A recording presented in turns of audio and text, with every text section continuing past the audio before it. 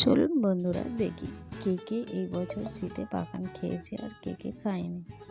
আচ্ছা, পাকান তো অনেকে খেতে ভালোবাসে না, কিন্তু অনেকে করতেও ভয় পায়। তাহলে দেখুন আমাদের পাকান কত সুন্দর হয়েছে, একটুও ফাটেনি, একটুও কোথাও কিছু হয়নি, আর খুবই ভিতর দিয়ে নরম তুলতুলে, বাইরে দিয়ে শক্ত, খুবই সুন্দর খেতে। তাহলে এইভাবে পাকানটা কিভাবে করবেন আজকে আপনাদেরকে এইটা বলবো। তাহলে আগে আমিও খুব ভয় পেতাম যখন আমার শাশুড়ি মা বলতেন কেউ যদি পাকানের কাছে দাঁড়ায় পাকান হবে না, কেউ কিছু করলে পাকান হবে না, পাকান অনেক লোকের মাঝখানে হবে না, লুককে করতে হবে, সব গুজব। পাকান ভালোভাবে করলে ভালোই হবে। এখানে একটা পেয়ালা মাপ নিয়েছি আমি, তার 2 কাপ আলো চালের আটা, 3 কাপ ময়দা, 1 কাপ সুজি, মৌরি, কালো জিরে আর হালকা নুন দিয়েছি, আর 3 কাপ চিনি মিশিয়েছি। মিশিয়ে এইগুলোকে খুব ভালোভাবে শুকনোতেই মিশিয়ে নেব। আমরা খুব ভালোভাবে মিশিয়ে নেব, যাতে কোনো জিনিস কম বেশি কোনো জায়গায় না হয়। খুব ভালোভাবে আগে মিশিয়ে নেব। মিশিয়ে নিয়ে দেখুন যেমন এই জায়গাটা আমাদের ছোট পড়ে যাচ্ছে, খুবই ছোট হয়ে গেছে, এটাকে বড় জায়গায় ঢেলে নেব। আর ঢেলে নিয়ে ভালোভাবে আগে শুকনোতে মিশিয়ে নিয়ে এতে আমরা পানি মেশাবো। পানি প্রথমে আপনারা খুব বেশি মেশাতে যাবেন না, কম কম করেই মেশাবেন, কেন কি চিনিও সময় নিয়ে পাতলা হবে। এখানে আমি রেস্টে নেওয়া ফেটে নিয়েছি, দেখুন ফেটে একটু রেস্টে রেখে দেবো 10 মিনিট আধ ঘন্টা। রেস্টে রেখে দেওয়ার পর আবার একে ফেটবো। তো এই যে আমাদের ফাটাটা দেখছেন যে কিভাবে হাত দিয়ে আমি ফেটতেছি, হাত দিয়ে এই জন্য ফেটতেছি তাকে ভালোভাবে কোনো লাম্পস না থাকে। চামচ দিয়ে কি হয়, অনেক সময় একটু গোটা গোটা থেকে যায়, কিন্তু হাত দিয়ে করলে হয় না।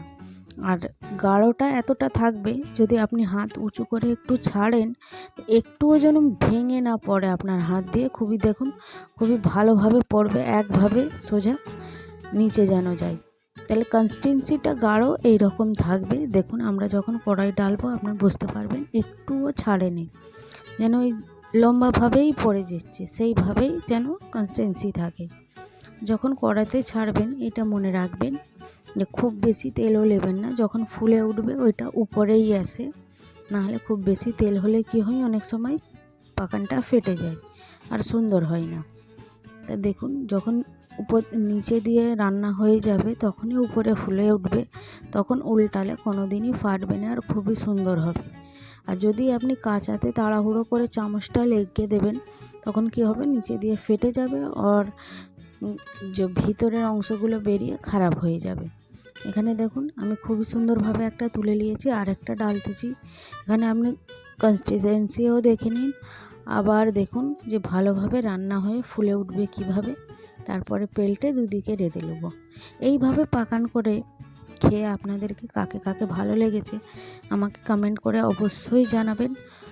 অনেক কষ্ট করে আপনাদের জন্য ভিডিও বানিয়েছি, একটা লাইক শেয়ার অবশ্যই করে যাবেন, আর জানাবেন কীরকম লাগলো এই পাকানটা।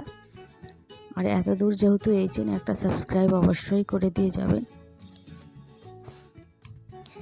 আর এইভাবে আমরা রেঁধে ফেলবো, খুবই সুন্দর একটা পাকান, যা খেতেও খুব সুন্দর আর বানাতেও মজা। বেশি খাটনিও হয় না, বেশি পেরেশানিও হয় না। এইভাবে আমার মনে হয় আপনি যদি বেনে নিন একবার, এরপরে আপনি কোনো গুজবেই কান দেবেন না যে পাকান বানানো খুব কষ্টকর ব্যাপার। আপনিও বলবেন পাকান বানানো খুব সোজা ব্যাপার। লোকে যা বলে তা সবসময় সত্যি হয়। যে করতে পারে সে যেখানে হোক করতে পারে, আর যে পারেনি সে লোক দাঁড়ালে হবে না, কেউ দেখে নিলে হবে না, সব গুজব কথা। আপনি দেখতেই পারেন আমাদের পাকানটা কত সুন্দর হয়েছে, কোনো ভিতরে লাম্পস নেই, কিছু নেই, খুবই সুন্দরভাবে উঠেছে আমাদের পাকানটা। এইভাবে আপনারাও বানাতে পারবেন, যেভাবে ভিডিওতে আপনাদেরকে দেখেছি ওইভাবে বানানোর চেষ্টা করবেন। অবশ্যই খুব সুন্দর, এই শীতকালে আপনারাও পাকান করে খেতে পারবেন। তাহলে বন্ধুরা আপনাদের সঙ্গে আবার অন্য কোনো ভিডিওতে দেখা হবে। আসছি, থ্যাংক ইউ।